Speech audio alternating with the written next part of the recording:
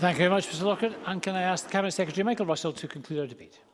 Thank you, Presiding Officer. Can I just at the outset quote the two leading experts on the constitution of trading deals who write in a blog for the London School of Economics, and I quote, "It has been suggested that a failure to vote in favour of the Brexit deal is a vote for a no deal. Such a suggestion is, from a legal and constitutional perspective, entirely wrong. Similarly, a vote in favour of the bill is not a vote in favour of the deal. It is simply a vote to give the executive the powers set out in the deal." So we have heard from the Tories this afternoon an entire afternoon of nonsense. It is constitutionally and legally untrue. So now we've dispensed with that, let's deal with the real subject at issue today. And the real subject at issue today is the change that will take place tomorrow at 11 p.m. between what we as citizens of Europe enjoy and what we will fail to have at 1 minute past 11. Now that is the argument that Jamie Halcrow-Johnson this morning in the committee tried to avoid. It is the argument that Ruth Davidson tried to avoid. But that is the issue today. It is what we will lose. I've spent 4.5 years on the issue of Brexit, and I regard today actually as a very sad day, because the Scottish Government has worked hard to try and achieve a compromise. We've had 28 meetings of JMC, and I have to say many of them have been appalling. We've had committees, letters, publications. We've gone the extra mile. And at the end of the day, tomorrow at 11 p.m, we will have to admit defeat on that matter. Temporarily, but it will be defeat, because we have not been able to stop this monumental act of self-harm. And we should stand back for a moment and look at the bigger picture here. And I was very taken both by the contribution from Patrick Harvey and from Bruce Crawford, because the bigger picture is both how we got here and our young people and where they go from here.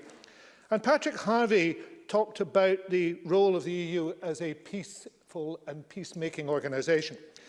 And I must have spoken hundreds of times around Scotland about Brexit over the last 4.5 years. And it's a story that from time to time I would tell, and it's a very personal story, and I want to tell it here because it means a great deal to me.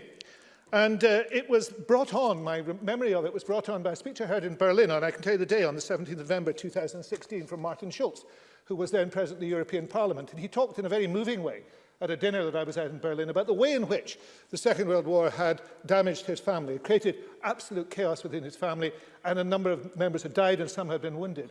But he pointed out the extraordinary nature of what happened next, because the victor nations reached out their hand to the vanquished nation and said, "Never again. Never again on this continent will this happen." And that was a remarkable and unique thing.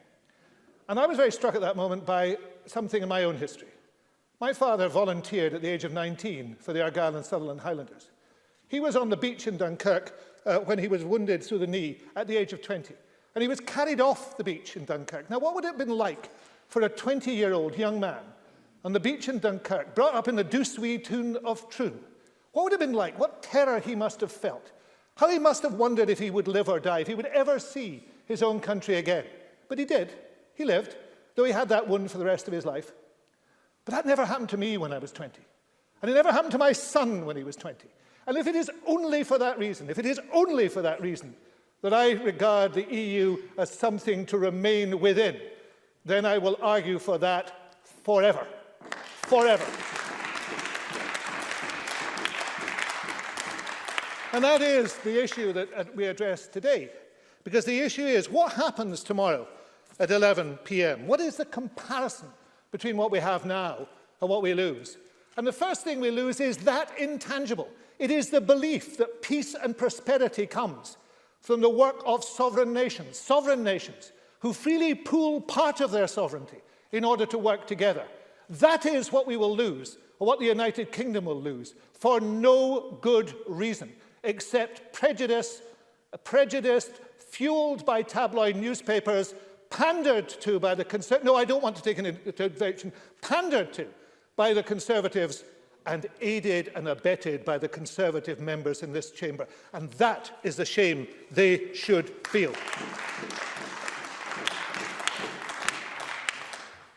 If this deal was really so good, why are the Conservatives so keen to blame all those who will not vote for it?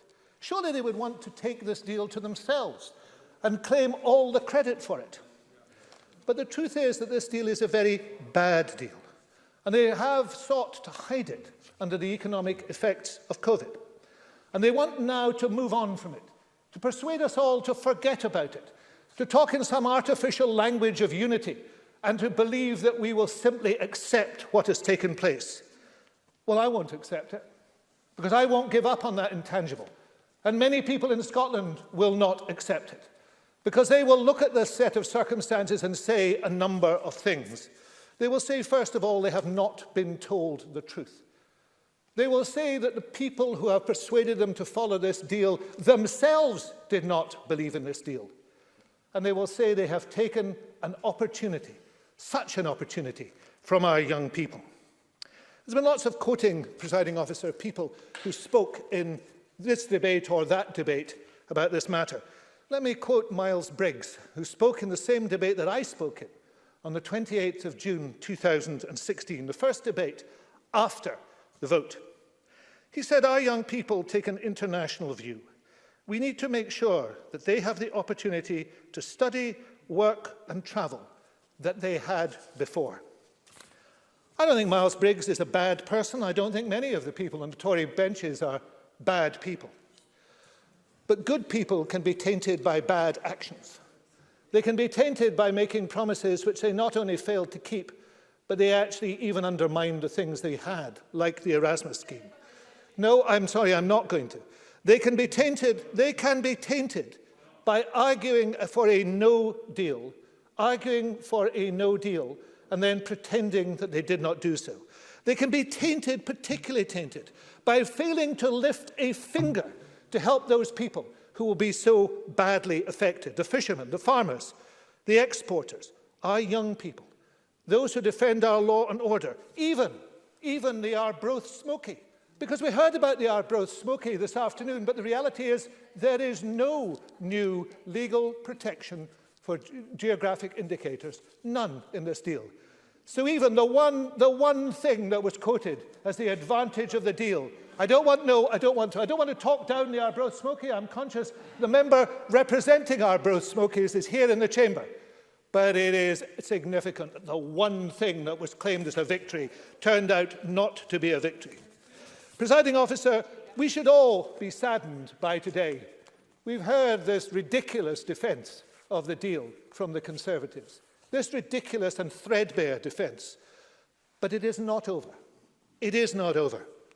I spoke in that debate on the 28th of June, and I talked about what had made us European.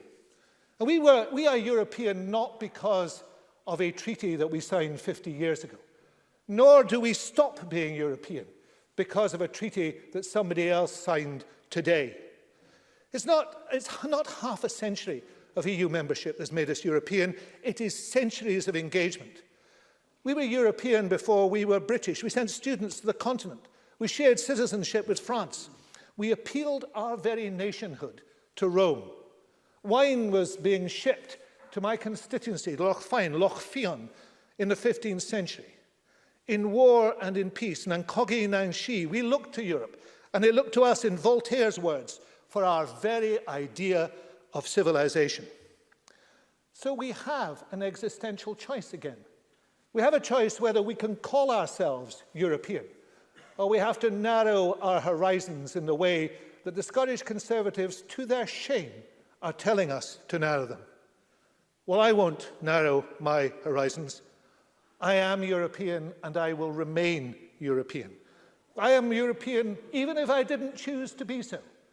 And in time, this country, Scotland, will return to membership of the EU. And in so doing, we will simply make the choice we have made for centuries. And what we will remember is those people who tried to stop us making that choice. That is a foolish thing to do, because even the Scottish Conservatives cannot stand against the will of the Scottish people.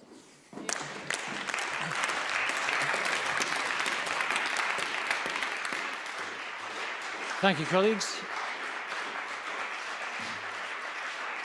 Thank you, colleagues. That concludes our debate on trade and cooperation agreement between the United Kingdom and the European Union, and we're going to move straight to the question.